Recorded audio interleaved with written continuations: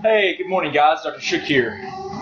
This is really convenient for me, but it may be terrible for you. So let me know if the sound from the treadmill is just too distracting. Okay, hopefully it's not, but if it is, then I may have to do this later or I may not be able to do it today. So hope you guys are doing well. I'm going to step off here for a second. Close this. Fall off. Just warming up the sauna.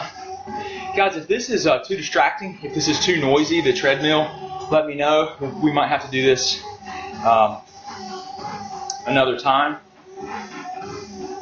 But anyway, hope you guys are doing well today. So it's just here. It's what? It's that time's wrong. It's 8:33 a.m. I'm Eastern time. It's Friday. Hey, good morning, Ann. It's Eastern time, and I'm just kind of gonna work out a little bit. I thought I would share some stuff with you guys and talk to you a little bit, because most of the time whenever I do my whiteboard videos, I don't get a chance to look at comments, and so I just figured out this way that we can actually stream live from my computer. So my computer's sitting on my treadmill instead of my phone. So if the noise is just crazy, guys, if it's really completely distracting, let me know. Hey Tammy. Hi Nicole. Hi Doreen. Hope you're doing well. So today, what I want to talk to you guys about is I really want to discuss some things with you guys on ketosis, fasting, which is going to be probably mind-blowing for a lot of you. I know it was for me. And then I want to talk a little bit about toxins in the body and some of the things that we're going to be doing that I'm really excited and I want to share with you guys. Noise is all right, Jamie? You're welcome. Good morning. Hope you guys are doing well. So you guys are all over the place too, so if you get a chance, tell me where you're located again. I haven't asked you guys to do that in a long time, and I know a lot of you have, but just tell me where you guys are located. Yeah, hey Jamie. So ketosis and hypoglycemia, is that something that can occur, and is that okay? So yeah, let me get into it a little bit with kind of this approach. One of the things that I'm going to be using a lot more. So I guess let's start with so why would we use ketosis, right? Why would we use ketosis? Okay, first of all, okay, so let me ask you guys a question. Is ketosis healthy? So just guys, you can just say yes, no, I don't know, whatever. Just give me some feedback. Do you know, is ketosis healthy? And there's any answer, it's fine. Yes, no, I don't know, maybe, what? But do you guys know, is ketosis, but you might not even know what it is, and that's okay. Well, we're going to talk about it. All right, good. Looks awesome. Thanks for sharing, guys. So yes, some yeses. Hey, in El Paso, Jenny, good morning. So you guys are a little bit earlier there. It's 8:30 here. I'm on the East Coast. I'm in North Carolina, so we're Eastern time. So some of you guys, it's early for you. Okay, so hi, Doreen. Yeah. So most of you guys that follow me, obviously I probably wouldn't be talking about it if it wasn't healthy, right? So we're talking about ketosis. Now, ketosis, guys, is really there's two ways that your body's going to primarily create energy. Okay, so it's going to create energy from sugar that you eat or from fat that you eat or that's in storage in your body. Okay, so it's two ways your body's going to generate energy. Now, ketosis is the process of burning fat for energy. Now, it can be dietary fat, it can be fat that's stored on your body.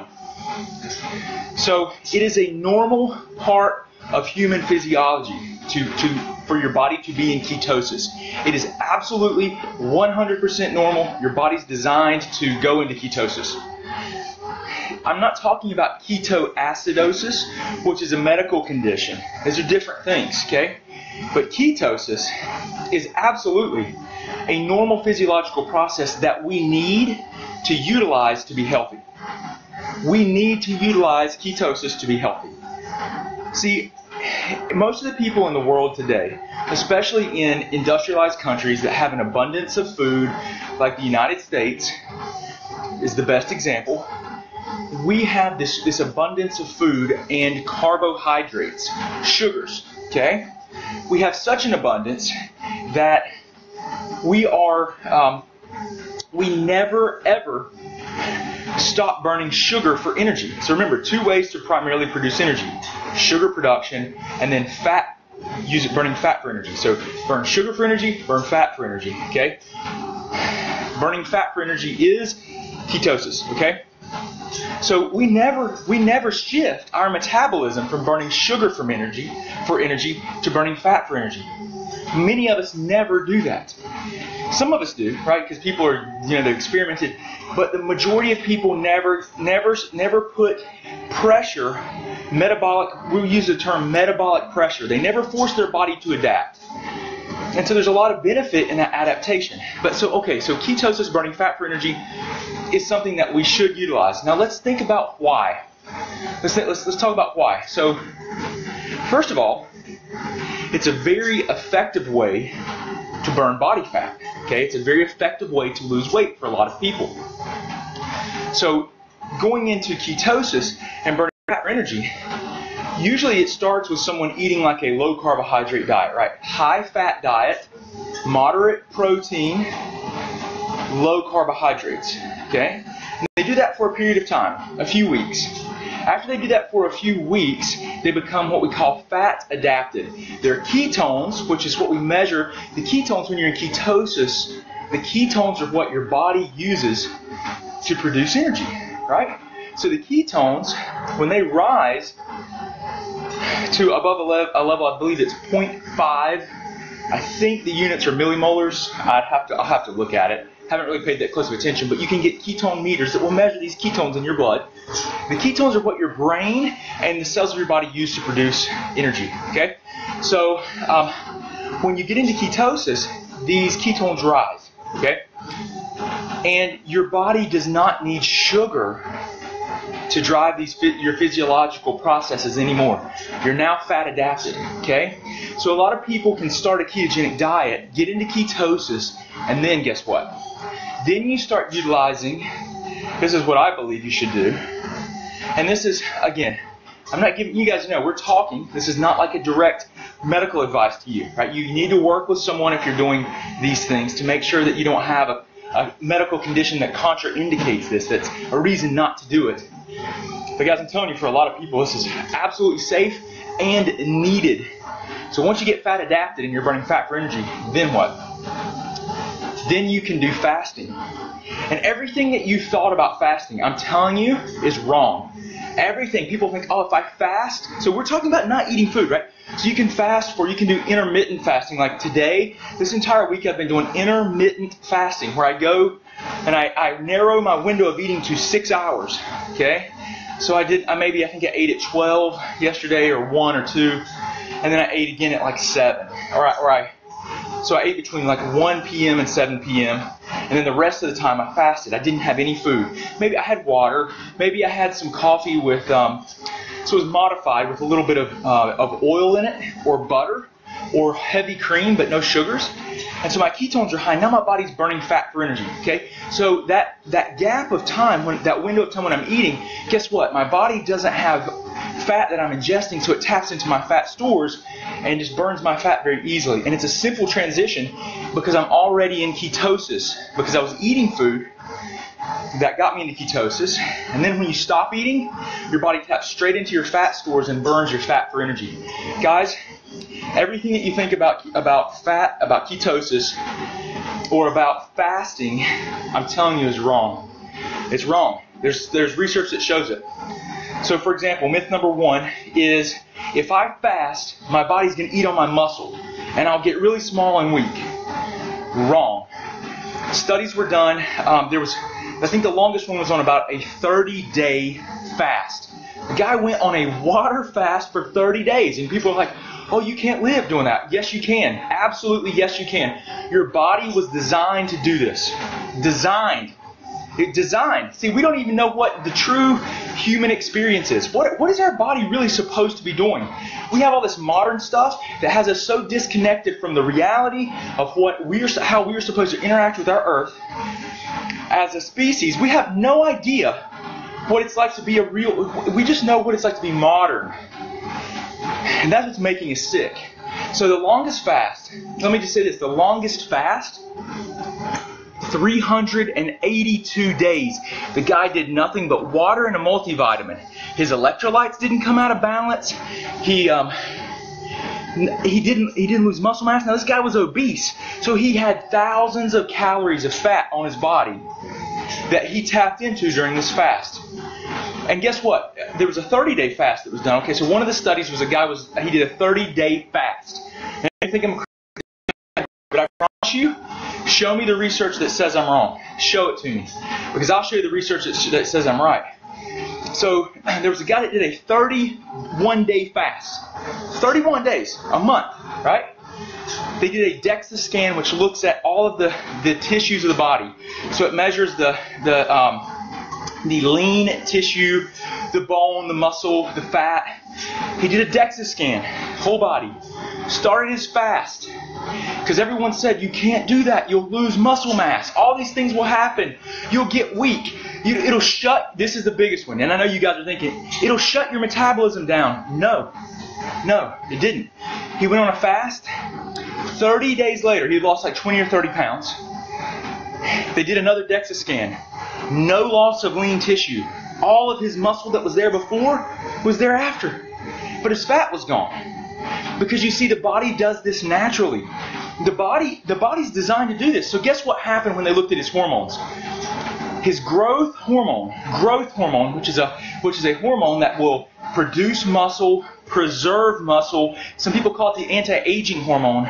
Went up 1,200 to 1,300%. 12 to 13 times higher than it was prior to his fast. That was preserving muscle mass. Okay? He was tapping into his fat stores. Think about it. The body's designed to preserve you and your life. So is your body going to just start breaking down your muscle immediately? Or is it going to tap into all that fat that's non-essential tissue that's non-essential, that's basically just an energy storage? That's all it is. Your body's going to use the energy stores. It's not going to catabolize and break down your lean tissues.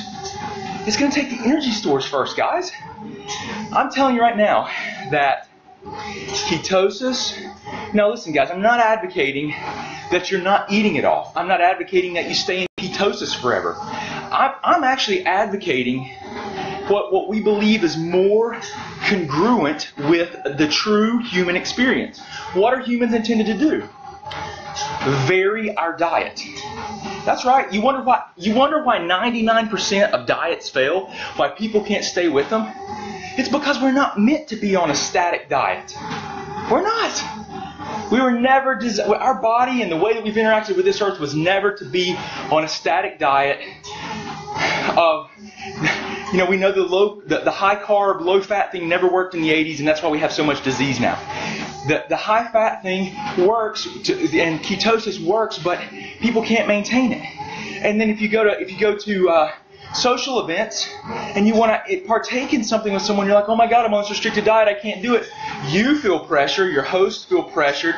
You're like, oh my God, this is socially awkward, I hate this. Of course you do.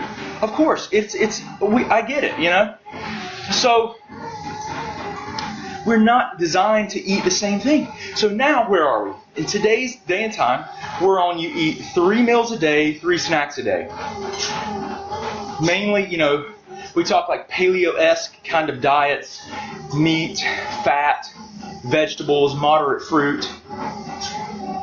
And you know what? That's a pretty good diet, and it's a pretty good diet. The only problem is that no one's going to maintain that either. They're not. They're not going to maintain the frequency. If they are, there's very few people. That's why all diets fail. That's why all diets fail, because there's no variation. Dietary variation means you need to understand that our bodies, that we went through feast and famine cycles. We went through feasting and gorging on food, and then periods of famine where we had no food. So our metabolism would have to switch from burning fat for energy in ketosis to burning sugar for energy. Since the beginning of our species, whatever that date is or whenever that was, we went through these periods of feasting and famining, and feast and famine. So our metabolism changed from burning fat for energy to sugar for energy, and back, and went back and forth. There were periods when we didn't have time and we would fast. Guess what? Our bodies are designed to thrive on that. They need that. They need that dietary variation. So, if you look we're talking pre-agriculture, prior to farming, prior to cropping out. You think about this for a second. Prior to the abundance of food that we have today, how might we have lived and interacted with our environment? How might that have occurred? Well, we would have probably hunted and killed something, eaten it, which is primarily fat and protein. The high-fat organs would have been prized. The high nutrient density organs would have been prized possessions. Liver, heart, brain, marrow, all prized possessions. Okay? Most important organs. Why? Because they are dense in calories and nutrients. The brain is almost all fat. Okay, bone marrow, lots of high density fat. So we'd have gorged on that, been high fat, high protein. Now, does that sound like an Atkins diet or like some kind of low carb diet that would put you in ketosis? Yes. Okay? So we'd have eaten that. Then we might have found root vegetables. Maybe we would have gone a day or two, we'd have found some root vegetables or roots. We would have pulled those out of the ground and we would have had roots. The roots would have been a source of carbs, right? Complex, starchy carbs. Complex, though. Maybe we would have eaten those. Probably raw. We would have consumed those. That would have taken us probably out of ketosis a little bit. And we'd have been burning carbohydrates for energy. Then we would have gone around. Maybe it was a time of year when berries were abundant. We would have found the berries and eaten them. Okay? So seasonally, our body would have been subjected to different dietary demands as well. Okay? So maybe we would have consumed some berries, pulled us out of ketosis, more into sugar burning. As that abundance ran out or that time of year ran through, we would have shifted back into ketosis from burning sugar for energy to burning fat for energy. Okay, so we would have gone through these cycles. There would have been times when we didn't have food and we would have maybe gone days or longer without food. And I just told you the longest fast was 382 days. 382. Water and a multivitamin. Guys, I'm telling you now that the research shows us that fasting is one of the most important things that we can do. And it's dietary variation. So many people are curious about, are puzzled. And we've got to look back to the past to understand how we're really intended to work and function. That's what we got to do. We got to look back to the past. And so we've lost touch with what it means to really be humans, because all we remember is all this modern stuff that we've created, and then we listen to the scientists that are in their own head half the time. So I'm just telling you that this dietary variation is one of the keys to health. Now, why is dietary variation so powerful? Why is fasting so powerful? Well, everything that we've seen, it does not lower metabolism. That's the number one probably myth out there, that fasting and not eating food will lower your metabolism. It's not what the research shows us at all. Calorie restriction will lower your metabolism. So if you go like each day and you eat like a 500 calorie diet, just look at the Biggest Loser. They don't have reunion shows. You know why? Because like 90+% of them have gained all the weight back and more. Because their metabolism now, they have like 400 or 500 less calories that they burn per day. These people, because they suppress their metabolism, putting them on like a 1,200 calorie diet with unbelievably hard exercise. They suppressed their metabolism. They broke their metabolism. They made their body think it was starving over a prolonged period of time, and it caused it to suppress the metabolism. Now that occurs with small amounts of food every day over time. Okay? What you do with like intermittent fasting, like what I've been doing, like one of the things that I like to do, like I'm doing it today, is I compress my calories into a window of like 6 hours. All my calories, like 2,000 calories. Ate huge meals. It's awesome. It's amazing. And guess what? It's way more convenient than trying to eat every hour. And then I'm burning fat like crazy. I feel better. Mental clarity's better. So, let's see. This idea of this idea of ketosis and dietary variation is powerful. Why? Okay, so that myth that you're going to suppress your metabolism, right? I don't want to get off that too much. That's what they found when you restrict calories every day, over time. But when you fast, that does not occur. When you're fasting and you're not eating, or you're consuming, there's a water fast, but you don't have to necessarily do that to get some of the benefits. Like you could do like a bone broth fast or a golden milk fast, which is like whey water. Now it depends on your food sensitivities and other things if those are problems. But there's other things that you can do to help maintain. You can have some calories if you absolutely need to. Once you become really adapted to it, you can go much longer. Okay, you could go a lot longer with it with maybe just water. It's no problem. But of course, consult with your physician or someone to give you guidance on that, right? If you're not sure. So dietary variation. Why is it so powerful? Because your body, when you're in a fasted state, so people that get brain injuries or concussions, one of the first things that they do is one of the things that I'm just checking out some of the comments, guys. I'll read these in just a second. Okay, so if you post questions over here with your comments, and there's a question, I'll scroll back through in just a second. So let's see, where was I? So we were talking about the suppressing metabolism, which is a big, major myth. Oh, one of the benefits of fasting. Okay, so Dr. Siegfried wrote a book called Cancer as a Metabolic Disease. Okay, just Google it. Cancer as a Metabolic Disease. Unbelievable, unbelievable. He is not some kind of, he's well respected doctor, researcher, very well respected. Check it out. Cancer as a Metabolic Disease. It's a textbook, mind you. It's not like a layperson's book. Let me just give you the summary. He basically says that cancer cells burn sugar, right? So what did I say earlier? I said that everyone right now, the majority of people, are all sugar burning. They never tap into ketosis. They're stuck in this process called glycolysis where their body burns sugar for energy. They never switch into ketosis, which is burning fat for energy. What did I just tell you? He said that cancer cells were sugar burning, right? So the tumors feed off of the sugar. That's how they grow. So he said that his opinion was that everyone should do a 7-day water fast per year as a way to help with cancer prevention. But they're actually using fasting as a way to try and combat and shrink tumors. I don't know if you guys know that. So you just start looking at a lot of the evidence and things. It makes a lot of sense. Other reports. When someone gets a head injury, some of the leading researchers now, you know what they're doing? They're fasting those people, taking them off of food, no food, because what happens when you fast with a brain injury is that it helps to clear the inflammatory process and clear the cellular debris from the brain through a process called autophagy. It's where the body scavenges disease cells, and it does it not just in the brain but throughout the body. So when you fast, you harness autophagy. The other thing is, so those are really powerful. So the other thing is that people think they're going to be tired. Guys, complete opposite.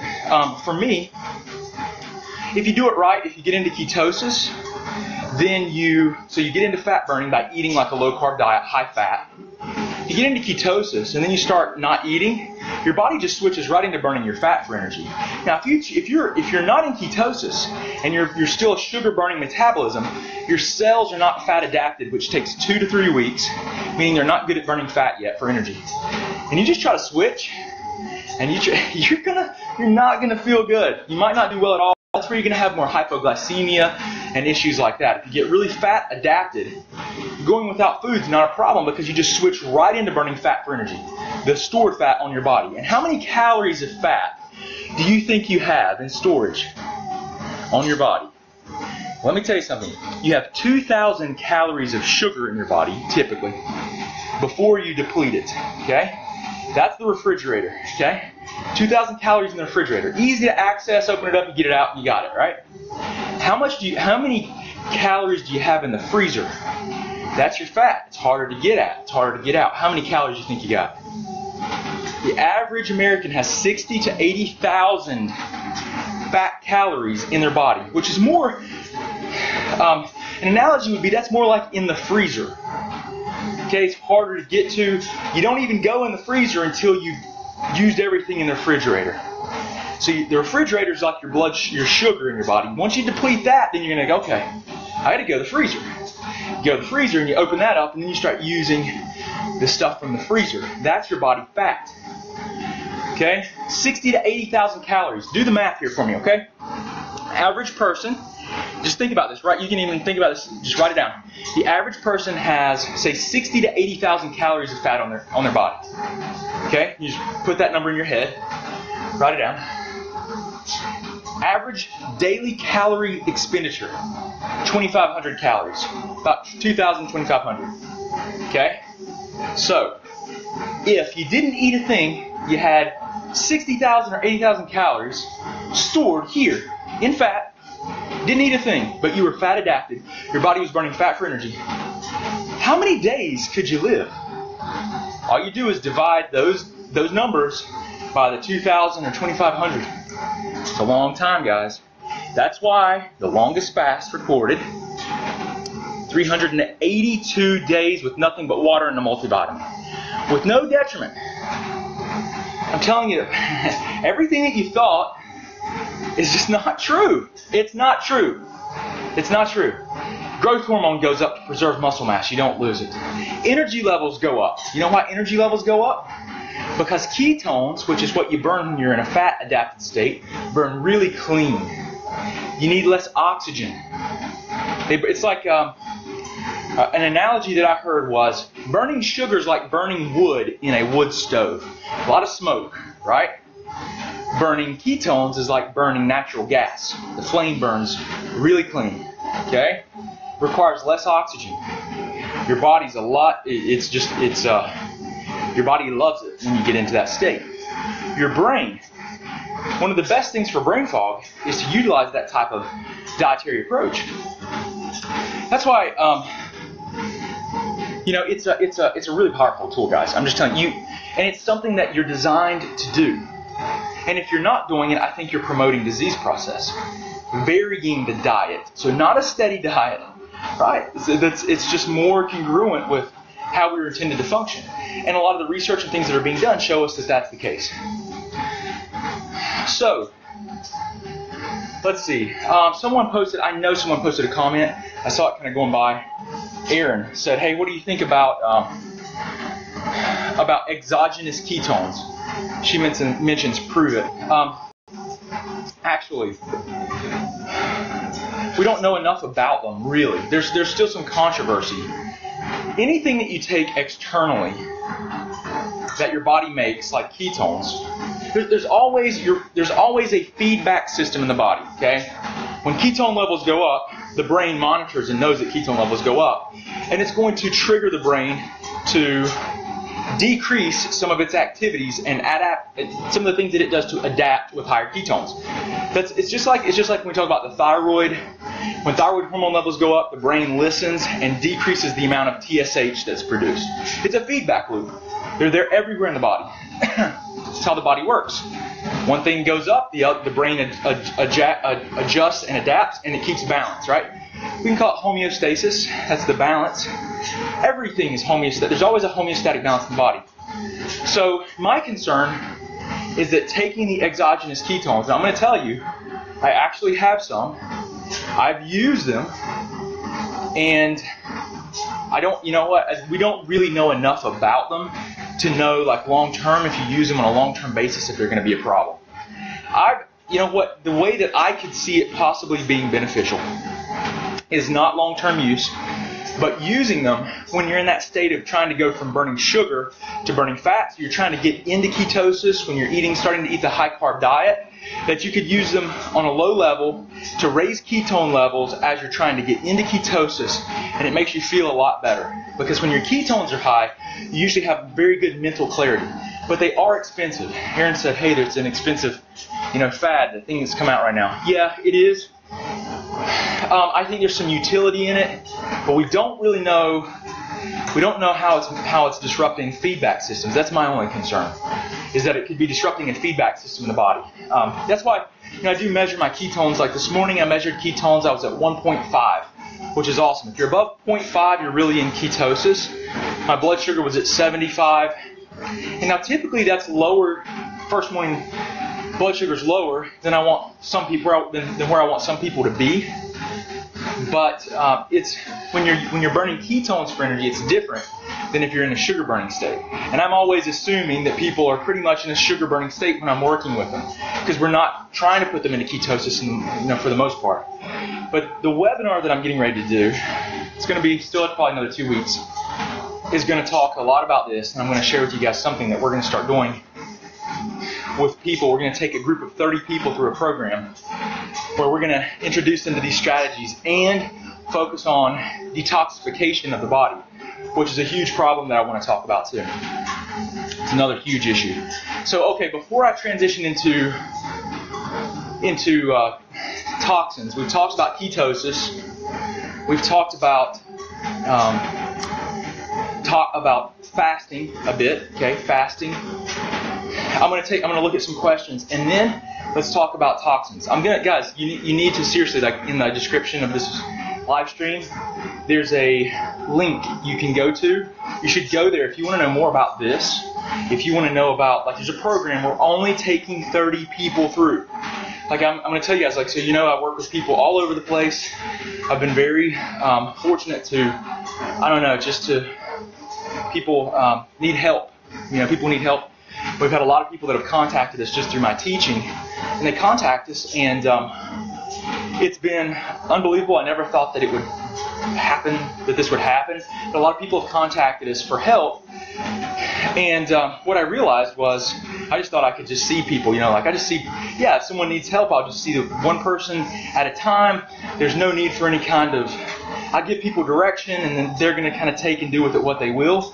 What ended up happening is now we have like hundreds of people that they're doing things that I told them to do, but they're asking tons of questions because, I've learned what people probably need to do, right? Like I can tell you like what you're going to need to do to get the best opportunity to feel better. Like if there's testing that's needed, like this is really what you need to do. But sometimes people, they can't, understandably, like they don't have, financially, they can't afford to get testing done or whatnot. So we try a bunch of trial and error stuff, and then people go through trial and error, and they'll get frustrated because they don't get better. They don't get the results as they should. And I'm sitting here thinking, man, you just got to do the test or we're not going to ever know.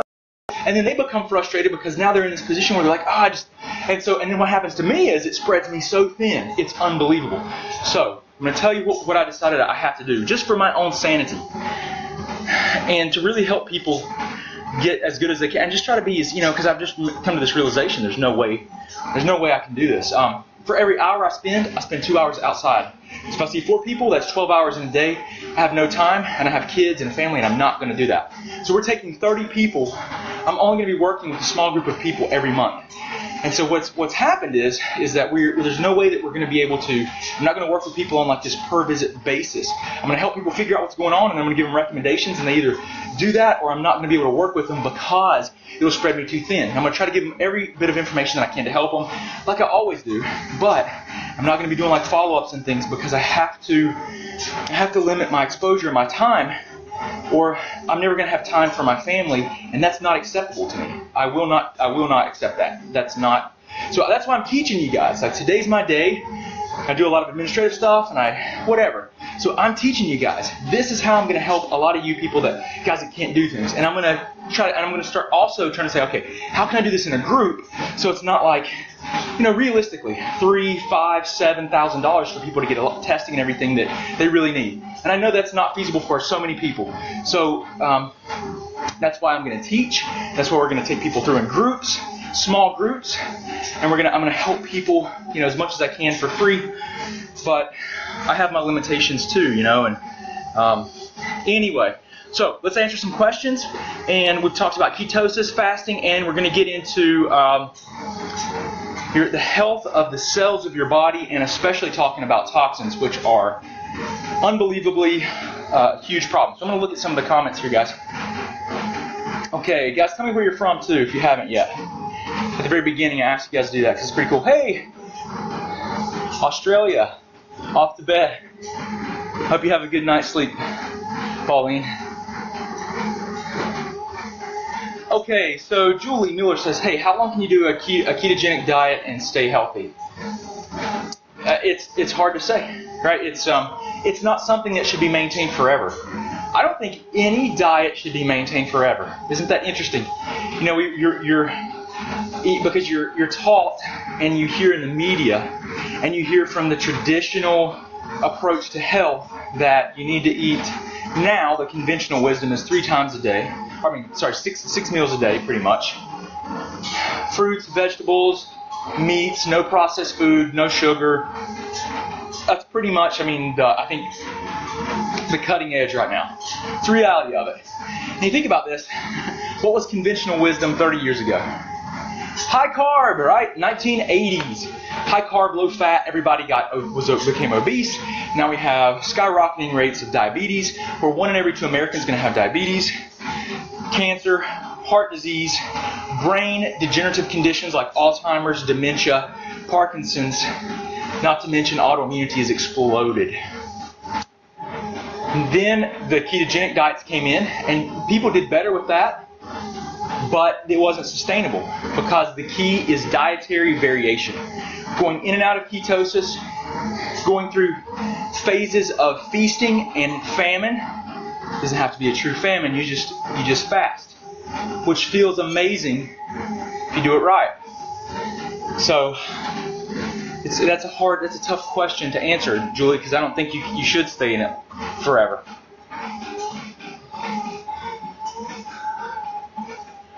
Let's see. Hi, Jamie. Jamie says, hey, fasting and training for a marathon recommendations. I'm running 3 times per week, Tuesday, Thursday, Sunday. I fast 24 hours on Friday. Well, I'm going to tell you this, Jamie. I need to find the resource, but I can't remember it right off the top of my head. But I was at a conference, and they were talking about fat-adapted athletes, marathoners, crushing it. They'd go into the I think they were marathoners or either triathletes. They'd go into the event completely fasting in a fat-adapted state, though. These are people that are not like just decided to go into ketosis a week ago. Like they've been at least for a month. Like in ketosis, their cells are very adapted to burning fat for energy. And they would go and they would run, and they have 60 to 80,000 calories that their body's tapping into as they're running. Because they're in ketosis, they burn less oxygen. Incredible endurance, unlimited fat stores, so they're not having to carb load or any of that. Because remember, when you carb load, or you're trying to, you're in glycolysis, you're burning sugar for energy. Your body only has a limited number of calories, like let's say 2,000. Versus when you have fat to burn, it's like 30 or 60 to like 80,000 for the average person. So when you're marathoning, you really just have to be fat adapted. And I think it's going to be kind of unique to the person. So, hopefully you've had some experience running and attempting to do that. There are some ketogenic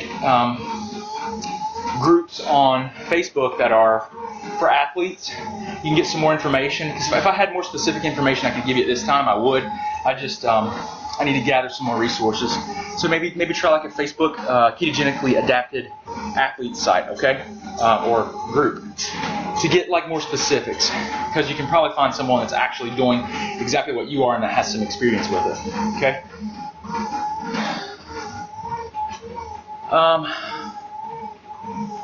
Denise says, how do you feel about ketogenic supplements to help you get into ketosis? Yeah, I think that might be a reasonable thing to do. I think that might be a reasonable thing to do in the transition phase, but I'm always just wondering about like really what's the long-term effect or side effects from them. Is there any?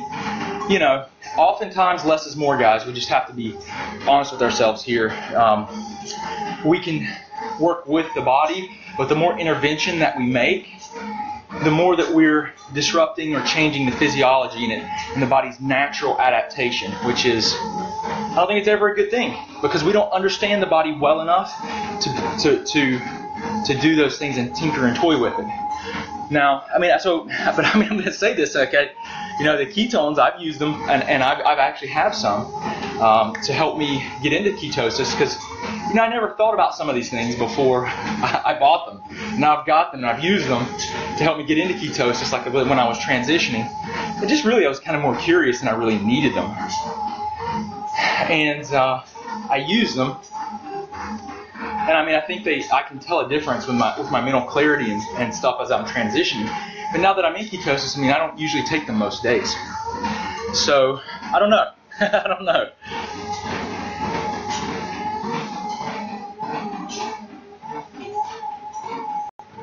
Hey, Christine. Not sure what that comment was. Hey, Aaron. Okay, Aaron, we talked about like the ketones, exogenous ketones. Okay, Pauline says, hey, does it put any pressure on the liver or a fatty liver for Hashimoto's patients eating high fats? I know there are good fats involved, but there always seems to be a high fat, cream, etc. in recipes to stay under a carb percentage. This is really what we found, especially with like ketosis and fasting, especially fasting. And there's a guy, a great book, Jason Jung, Jung, okay? He's a nephrologist, so he studies kidneys, works with people with kidney disease. Who are his primary patients? Diabetics with kidney failure, kidney disease. And what does he do? Puts them on dialysis to keep them alive because the diabetes has destroyed their kidneys. And he came to a realization that the treatment for diabetes was just making people worse. Never gave them an opportunity to be better. So what's the treatment for diabetes? Insulin. What is the cause of diabetes? Type 2. High insulin. Because insulin's a growth hormone that forces you to store energy. So how do they fix it? The idea is that if blood sugar goes up, we just give you more insulin. And as you become more and more resistant to the insulin, we're going to give you more and more insulin. Never prolonging life, decreasing blood sugar, but never giving you an opportunity to beat your diabetes. And he said, you know what? The treatment is killing people. And so they tried dietary intervention. Didn't work. And then he said, you know what? He started researching more and he said, let's try fasting. Fasting improved everything. And he wrote a book called, I believe it's The Comprehensive or The Complete Guide to Fasting, published last year. Jason Jung. It will blow your mind. And it should, and you should read it. It's made a profound difference in my perspective of health. And what I'm doing with people to actually try to help them achieve health.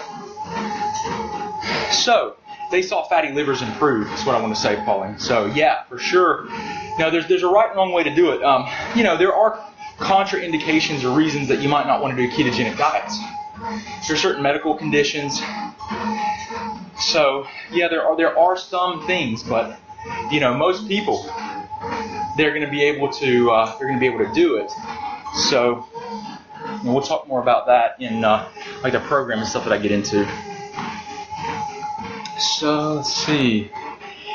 Can you do this while training for endurance events? Yes, there are fat adapted endurance athletes that are crushing it,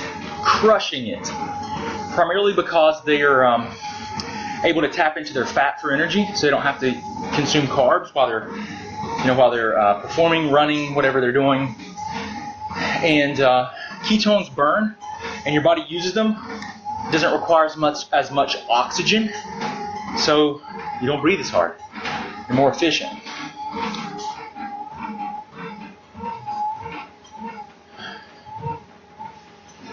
Nicole, regarding your question about RA factors and normal inflammatory markers,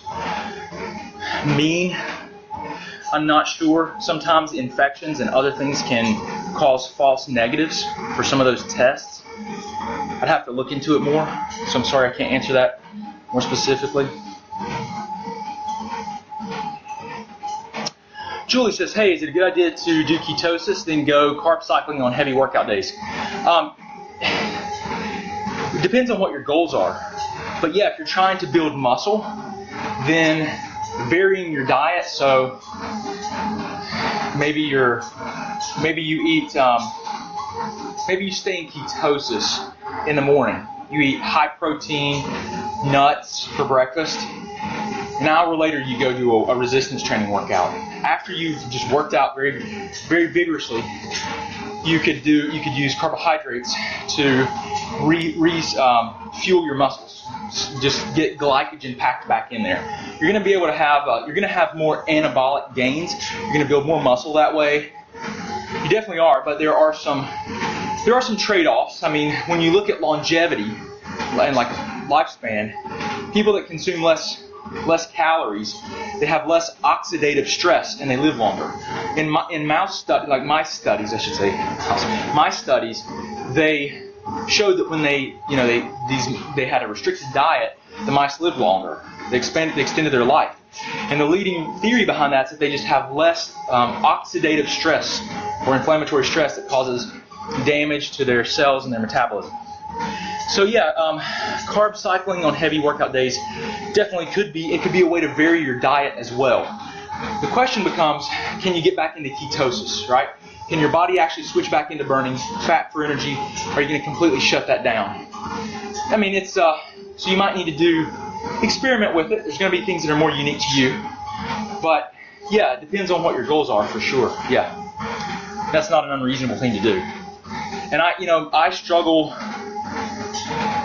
with that a bit because that's exactly what I'm torn kind of. Well, do I want to build muscle and be more anabolic and have more muscle mass, or do I want to have a longer lifespan potentially, and like what's really the trade-off? And there's this debate, right? What are you going to do? So that's why variation's key. Not really staying with one thing, and kind of self-experimentation to figure out what's best for you. I like, if there's someone that I think you want to follow that's the top of the, when you're looking at resistance training, like one of the smartest guys I've ever studied is Charles Poliquin. And he's an advocate of, well, if you're fat, if you've got a muscle top, you don't eat carbs. That's pretty much it. You got to earn your carbs, is what Charles says. He's great. He's French-Canadian, and I like him because he's really to the point. And he's pretty curt about what he says, and it's great. It's entertaining. He's brilliant too. He reads like 4 different languages, so he's able to look at literature, and he's trained the highest level athletes for I don't even know how long, 30 years maybe. The guy's brilliant. And when it comes to athletics and being able to perform, that's the guy. So he understands a lot of this too. He understands it at a pretty high level. There are trade-offs, but